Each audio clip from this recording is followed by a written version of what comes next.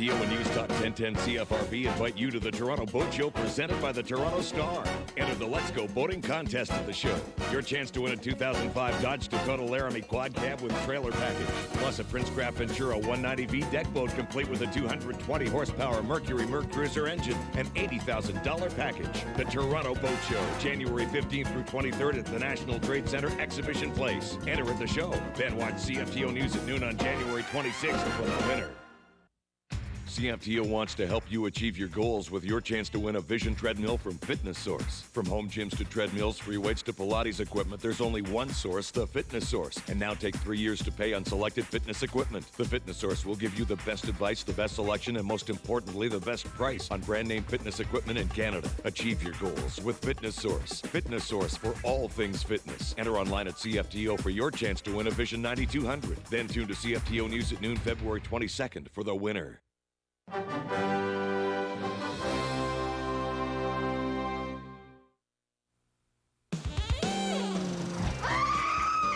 Next on Ebert and Roeper, the worst movies of the year. I'm Roger Ebert. And I'm Richard Roeper. We're counting down the terrible movies that stole your time, our time, and your money. Help us. But all you have to do is look at me to know that every word is true. Don't cry for me, Argentina. That was a scene from Connie and Carla, now playing at the multiplex of my nightmares in theater number 10. It's the very loud, very theatrical, very sitcom-ish kickoff to this special show ranking among the very worst movies I saw this year. Now, Nia Vardalos struck gold with My Big Fat Greek Wedding, but she had a big fat bomb with Connie and Carla. I've seen more entertaining musical numbers during karaoke night on a cruise ship. My number 10 pick is M. Night Shyamalan's The Village, and this was a real disappointment from a director who provided some of the best and most ingenious films of other recent years. It tells the story of a settlement of people who never leave their village and never go into the woods for reasons which we find all too easy to anticipate. Don't let them in. A lot of work obviously went into the film, but not, unfortunately, a lot of thought. I like this movie. You know, I mean, I know it's a little hokey, and M. Night Shyamalan has kind of done the same thing a few times, but I certainly would not have found room for it on my list of the worst movies of the year. Surprisingly, it was only one step up from, oh, it was only a dream. Yeah, well. You're right about Connie and Carla, though. You know, it was an amateur theatrical, and it was done like an amateur theatrical. Yeah, I mean, really. It wasn't like a professional movie. Okay, number 9 on my list, which is The Whole 10 Yards, where you can almost see that the actors know they're in a turkey. We're in trouble right at the top with Bruce Willis hiding out in Mexico masquerading as a house husband. And number 8 of the year's worst films, Resident Evil Apocalypse. A deadly virus escapes from an underground lab because a corporation stupidly unseals the lab, and soon zombies walk the earth. But how come the zombies are so easy to kill? The 7th worst film of the year, or any year, was White Chicks, where Marlon and Sean Wayans go undercover, if you call this cover. Nah, yo, hold my poodle. Huh? Hold my poodle, dog.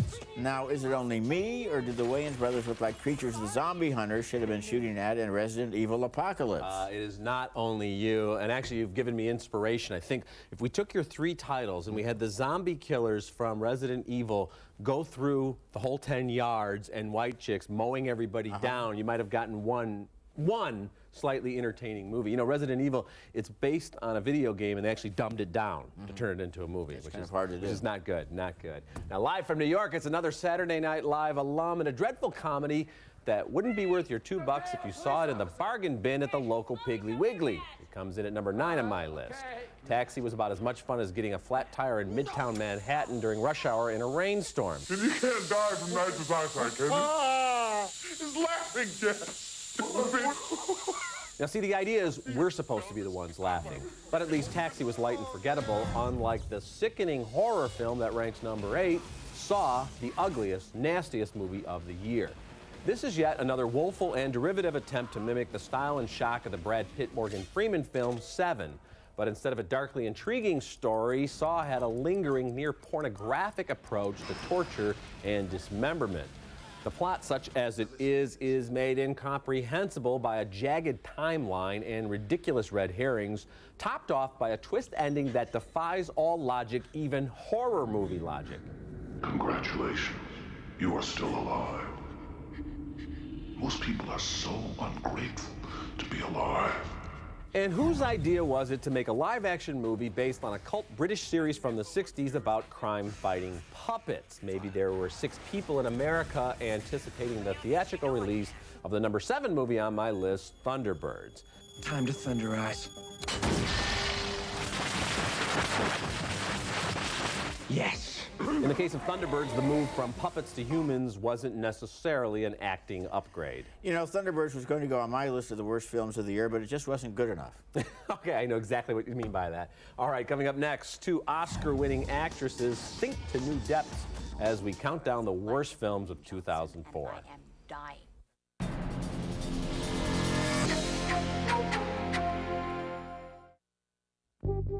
The new Ford Freestyle has all-wheel drive, seating for 7, patented space safety architecture. It's safe, capable, and very flexible. The newly invented Ford Freestyle. We keep thinking about the everyday adventure because we want you to drive a Ford. With new bonus cash for life, you could win $2,000 a week for life. Should you be sensible, or would you spend? With double the cash, you don't have to decide. You can be sensible and spend. Sensible and spend. Sensible and spend. Play new bonus cash for life. Play now, win double for life. Fantastic. Only for a limited time. These mattress sets don't match. We're gonna have to lower the price and give away free stuff. This Simmons queen size set, drop it to $474 and throw in a DVD player, free. Yeah, they don't match, but you can save hundreds and get free stuff. Sound familiar? If you've received a traffic ticket, then, guilty or not, call the experts the lawyers call. Ex-Copper Legal Services. We win, or it's free. Know your rights. Protect your driving record, your demerit points, and your insurance dollars. Get Ex-Copper on your side. Speeding, careless driving, call Ex-Copper. Even impaired driving, call Ex-Copper for extreme results. Let's throw in a widescreen 42-inch TV, free! Now, at the Brick, when you purchase this incredible, genuine, all-leather sofa for just $9.99 and the matching love seat and chair, you get this 42-inch widescreen TV free. Someone did this. This is like the other ones, Manny. They're connected. But why are you the only one who sees it? When a cop's instincts can't be proven, Excellent, Tim. The word is stream. Allison's visions might fill in the missing clues. How does this work? I don't know. Whoever made me this way forgot to give me an instruction book. And stop a killer before he strikes again. You need to look at these. These must be works in progress. I wonder who's next. A new episode of Medium. Tomorrow at 9/8 Central on CTV. If you don't have an identity, why keep it a secret? Because you killed me. That's probably the first Academy Award winner for Best Actress to wear a catsuit, at least on screen, and it was not a great career move. Halle Berry is too beautiful, too famous, too soft, and a little too old to play Catwoman. That's the number 6 movie on my list. The scenes where Halle exhibits cat-like tendencies in public are particularly humiliating. Cat got your tongue? And here's another Oscar winner, Nicole Kidman, doing her full-on whispering, "Why are you doing this?" routine in the 5th worst movie of the year, The Stepford Wives. The original from the 70s is overrated, but the remake was a schizophrenic disaster. It didn't even know if the wives were brainwashed humans or actual robots, seemingly switching gears in mid-story. Wait, you work out dressed like this? Well, of course. Whatever we do, we always want to look our very best. There's a scene in The Stepford Wives where a guy turns his wife into a cash machine. Money actually comes out of her mouth. Maybe they can get that wife to give refunds to everybody who wasted their money on this film. Well, of course, I voted thumbs up for The Stepford Wives, but that would not be the first of the movies I reviewed during the year that I would choose to defend at this point in the show. That's okay with you? You want a mulligan on this one? Go ahead, right now. Take the thumb. Move right along. Down for The Stepford Wives. Down. Move right along to number 6 on my list, a Japanese horror film named The Grudge, in which a lot of American characters walk into a haunted house in Tokyo and unwisely stick their hands, arms, heads, and other body parts into places where they hear scary noises. You should never, never stick your hand into a place where you heard a scary noise. The characters check in, but they don't check out in this house. It made no sense to me, and you wonder how many victims the house has to claim before the neighbors start to say, hey, everyone who walks in there is killed. What are you doing here? The year's 5th worst film was New York Minute, starring Mary-Kate and Ashley Olsen, in a movie that not only should have gone straight to video, but should have gone straight through video and kept on going to the end of the universe and never looked back. New York Minute was obviously generated entirely as a vehicle for the Olsen twins, but what kind of a vehicle has no idea where to go or what to do when it gets there? This one should have put on the brakes. Yeah, you know, I think that probably a documentary about these two girls in real life would be a lot more interesting than New York Minute. Now, you mentioned The Grudge, and I think, you know, I had Saw on my list of the 10 worst films. I could have put The Grudge there, too, because this is the same kind of thing, and you're right. This is just one of those movies with one quality kill after another. That's all I've got a new genre for these films. They're vomitoriums. Nicely done. It could be playing in a vomitorium near you. Now we're getting closer to the top of the list, or would that be the bottom of the list, as we count down the worst movies of 2004.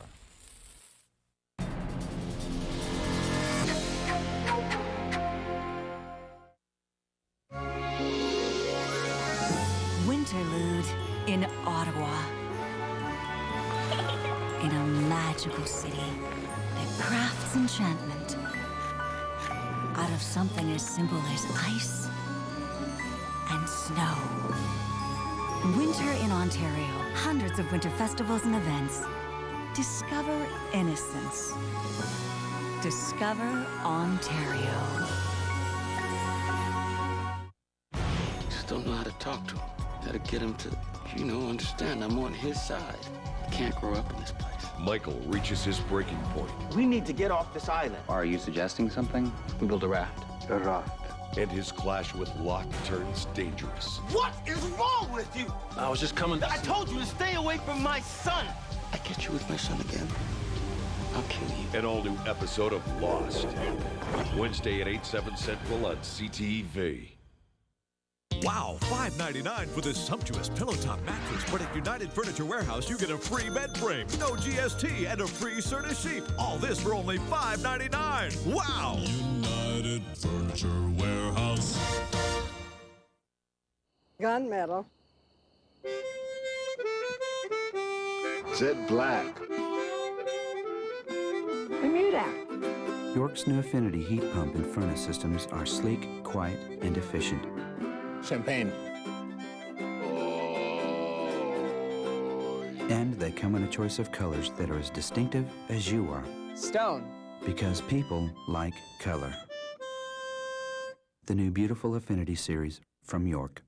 Wow, $7.99 for this bedroom package. But at United Furniture Warehouse, it's a low-cost warehouse operation with no commission sales staff, no frills, and no gimmicks. $4.99. Wow! United Furniture Warehouse. The phenomenon is about to return. That was Bird. Thousands of hopefuls will put themselves to the ultimate test. Unbelievable. In the hottest competition on television. That was bloody awful. It's American Idol. This is going to be huge. And it's coming back. Who will be crowned the next American Idol? Returns for a new season Tuesday at 8/7 Central on CTV.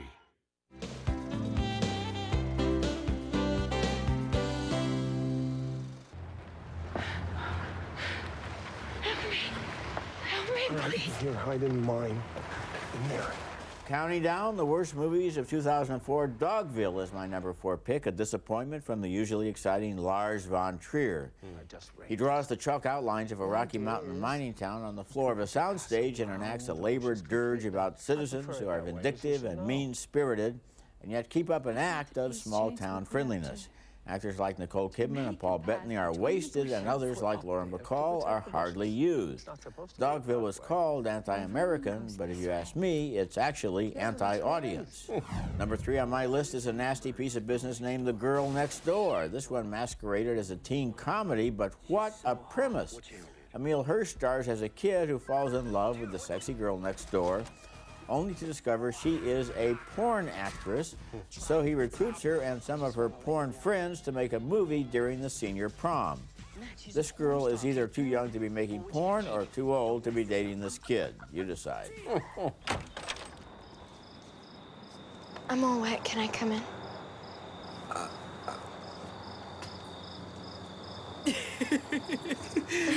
Number 2 on my list is the truly awful and very scary Christmas with the Cranks, which is being promoted as a family movie. That's strange because basically it's about a family that makes a reasonable decision not to spend a lot of money on Christmas for 1 year only, and is ostracized by their overbearing neighbors who enforce Christmas as if it were the law. What happened to the American tradition that your home is your castle, and if you don't want Frosty on the roof, that's your right? Stop the car, Nora! Stop the car, Nora, please! We just want Frosty! Church leaders have been recommending this movie, and they're even quoted in the ads, which is ironic since it's totally secular. You never see anything religious on screen. Nobody ever goes to church. There's nothing but snowmen and reindeer, and the local priest apparently skips midnight mass because he wants to attend the Cranks' big party. I don't know why church, I mean, what is this, the Passion of the Frosty? Yeah, I mean, this doesn't seem like something church leaders would recommend.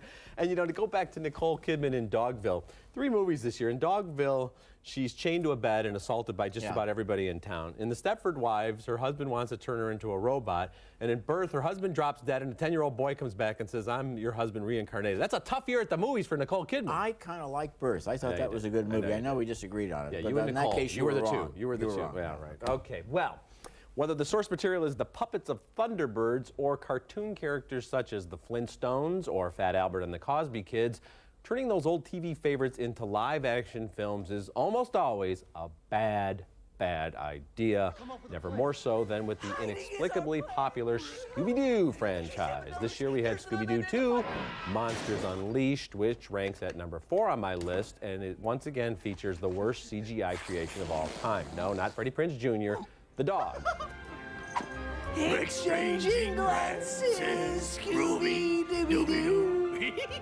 Now, if you people keep going to the Scooby-Doo movies, they're going to keep making them, and then I have to see them, so I beg of you, stop it. Speaking of howlers, Roger, I bet you've already forgotten about Godsend, the 3rd worst movie of the year and the most pretentious thriller in years. Cloning never works in the movies, so you know Greg Kinnear and Rebecca Romaine are in for some serious PTA meetings when they turn to Mad Dr. Robert De Niro, who replicates their dead son. His name is Adam because, of course, they're all playing God, so the kid has to be named Adam. Godsend is supposed to be a cautionary tale, and you know it is. It's a cautionary tale saying stay away from ill-conceived sci-fi hocus-pocus featuring a kid who can't act.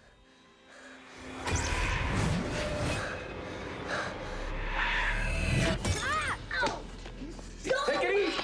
It's okay! Okay, it's okay. Stay away! Take it easy. The whole 9 Yards was a black comedy that had a kind of fearless quality to it, with the actors throwing themselves into every scene. The whole 10 Yards requires us to be fearless. It's as if the filmmakers removed all the charm and dark humor of the original and thought it was just enough to reunite the cast and tell everyone, hey, start yelling at each other. The smirky charms of Bruce Willis and Matthew Perry are no match for this hopelessly contrived script. One of them was you're not supposed to pretend that you're kidnapped and get your husband shot at for 3 days while he's trying to save you. I mean, I'm not a lawyer, but I believe this is grounds for divorce. About the best thing I can say for the whole 10 Yards is that it was so jaw-droppingly terrible that we're probably never going to see the whole 11 or 12 or 13 Yards. You know, every once in a while, a sequel is better than the original, like Spider-Man 2 was a great movie. Sure. But the whole 10 Yards, it's as if they had no idea why the first movie was good in the first place. I just wonder if this is one of those cases where everybody had a contractual obligation to come back, because you mentioned these guys didn't look like this, the actors didn't look like they wanted to be there. Why not don't greenlight it until you have a script that you really like. Yeah, How would that be you've for got an people idea? like Bruce Willis, Matthew Perry with a lot of talent, and they're just wasted in Could've done something like more. this. Okay. Our individual picks for the worst films, the single worst films of 2004 are coming up next, and for the first time, I have a tie. These mattress sets don't match. We're gonna have to lower the price and give away free stuff. This Simmons queen size set, drop it to $474 and throw in a DVD player, free. Yeah, they don't match, but you can save hundreds and get free stuff. Here's your Brontosaurus combo with fries. Since the beginning of time, Your mutton combo with fries, sire. very good. Combos included fries. Your deluxe combo with fries. Hey! The Wendy's has changed everything. Introducing combo choices. Choose fries, chili, baked potato, side, or Caesar side salad at no extra cost. Dave Thomas said you deserve a choice. Your classic single combo with the side salad. Thanks. And now you get it, only at Wendy's. Our pickup window is open late. Let's throw in a widescreen 42-inch TV, free. Now, at the Brick, when you purchase this incredible, genuine all-leather sofa for just $9.99 and the matching love seat and chair, you get this 42-inch widescreen TV free. Tuesday on The Amazing Race. Adam and Rebecca's relationship falls apart. I hate being with you. And as soon as we get home, I'm out of this relationship. While Kendra can't catch her breath. I can't breathe. This hasn't happened to me in 15 years. An injury strikes Victoria. Oh my God. I don't know what's wrong with her. The Amazing Race at a special time. Tuesday at 10/9 Central on CTV. Well, it's cheaper and more effective than therapy. Roger and I are purging ourselves of the lousiest movies of 2004. After this show, we will never speak of them again. Now it's time for my absolute worst film of the year. You had it at number 7 on your list. It's White Chicks. Connie and Carla is some like it hot compared to this gender-bending bomb, with Marlon and Shawn Wayans as dim bulb FBI agents who impersonate a couple of Paris Hilton types, don't ask why. And as Roger mentioned, there's one big, major, unavoidable problem. These guys look like they've been horribly disfigured. Holy smokes! Yeah! That was nice. Geez, lady, all that for a bag? It's not just a bag. It's Prada. Now, all the other bad movies we talked about were actually movies on some level. This film should have ended at the makeup testing stage, but nobody in this movie seems to realize that their socialite friends have been replaced by two bizarre-looking individuals who are taller, broader of shoulder, and deeper of voice.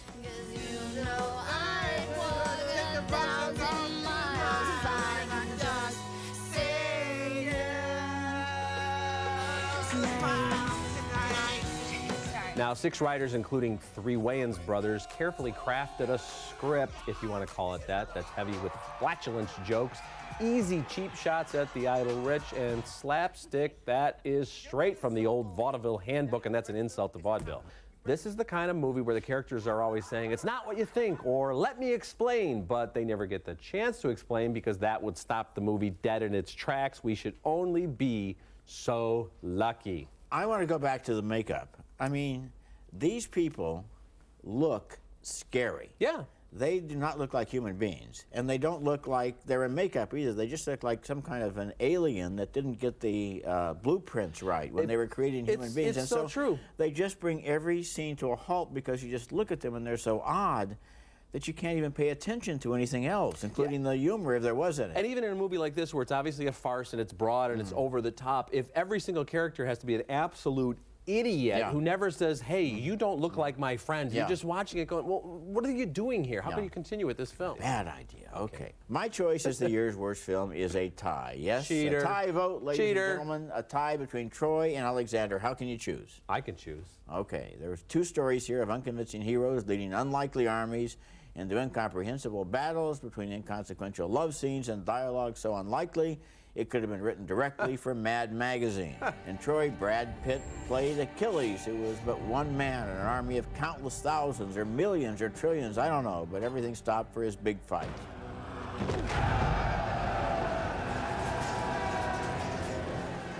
Is there no one else? And Alexander was played by another actor who ought to fire his agent, Colin Farrell. Conquer your fear! And I promise you, you will conquer death! Everybody talked about the sex in Alexander, but only Rosario Dawson did anything about it, and for that, I am grateful to Rosario Dawson. I never understood why Gladiator won the Oscar, but it was a masterpiece compared to Troy and Alexander. Maybe the secret, how about this, is to make a good movie about strong characters and abandon the idea of showing vast armies conquering the world. Every time Alexander gave a speech to his troops, I wondered how the guys in the back were able to hear. I kind of like these movies. I think, first of all, Alexander is just... Enough to recommend them? Yeah, I mean, Alexander, as I said when we did it on the show, it's pure campy entertainment. There's so much going on there. It's an absolute mess, but I found it to be a hoot. And I think Troy's a better film than that. Alexander was too slow and too long to be well, you know what? When it comes out on video, people can go from scene to scene. You can check out Jared Leto's nice mascara. You can check out Rosario Dawson doing that kind of that sex scene like this, and Angelina Jolie and her snakes. Okay. I mean, there's good stuff there. Troy was probably the better movie, especially Peter O'Toole's scene. But I mean, the armies were so big that all those people wouldn't fit inside the city they came out of. I mean, it was ridiculous as far as special effects were concerned. I want to also give you credit for coming up with the concept of the tie, because you got to put 11 movies now on your list instead of 10. Yes. So next year I may have a three-way tie. You could have a tie for second place, too. I might think about that. There you go. Next week, we'll review Ethan Hawke and Lawrence Fishburne in Assault on Precinct 13. And when we come back, we'll recap our complete lists of the worst movies of the year. Visit our website at ebertandroeper.tv or at movies.com. Wow, $6.99 for this 5-piece living room package. But at United Furniture Warehouse, it's a low-cost warehouse operation with no commission sales staff, no frills, and no gimmicks. $3.99. Wow! United Furniture Warehouse. They come from here, they come from there. For food and fun, you can't compare. The taste of Little Italy. Good times for friends and family. Hey, la la, la la la la la. Eastside Mary's, it's a wonderful thing. Hey, bada boom, bada bing. Imagine you could change your life for the better with just one phone call. You can. Get the smile you deserve. Call 1-888-NEW-MOUTH. Find out for yourself why we say change your smile, change your life. United Furniture Warehouse is overstocked from Christmas. Hurry, the prices are slashed. It's all gotta go. 5-piece dinette, $1.99. This metal futon, only $99. Wow! United Furniture Warehouse. Someone did this. This is like the other ones, Manny. They're connected. But why are you the only one who sees it? When a cop's instincts can't be proven, Excellent, Tim. The word is stream. Allison's visions might fill in the missing clues. How does this work?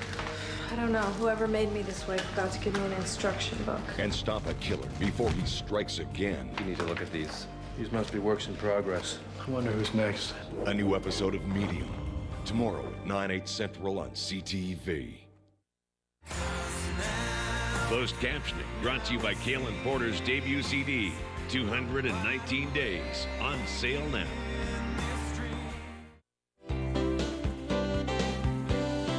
Okay, counting down my list of the worst films of 2004. Number 10, The Village. 9, The Whole 10 Yards. Number 8, Resident Evil Apocalypse. Number 7, White Chicks. Number 6, The Grudge. Number 5, New York Minute. Number 4, Dogville, a real dog. Number 3, Girl Next Door. Number 2, Christmas with the Cranks. And number 1, a tie between Alexander and Troy. Yeah, well, fine. I'll put Garfield at number 10A on my list. My real list for the worst movies of the year: number 10, Connie and Carla. Number 9, Taxi. Number 8, Saw. At number 7, Thunderbirds. Number 6, Catwoman. Number 5, The Stepford Wives. just finished. At number 4, Scooby-Doo 2, Monsters Unleashed. Number 3 is Godsend. Number 2, The Whole 10 Yards. And the worst movie of 2004 from my standpoint, White Chicks. You know, I have to confess there probably were movies last year worse than some of the movies on my list, but they were of such little value and so low profile that why pick on You know, when I was putting together the list as well, I thought, well, what's the point of picking out some small film that really didn't work at all and nobody got to see it? Yeah. It's when you have these major stars with big budgets and big studios behind these films and they're bad that they deserve to be slammed one more time. What I would like to know is Christmas with the Cranks, which every critic in the country thought was a terrible movie, is now doing business because the churches have gotten behind it. Do people who go to see this movie think they've seen a good movie?